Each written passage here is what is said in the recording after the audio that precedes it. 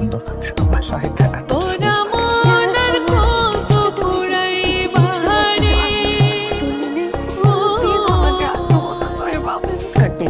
নিজেকে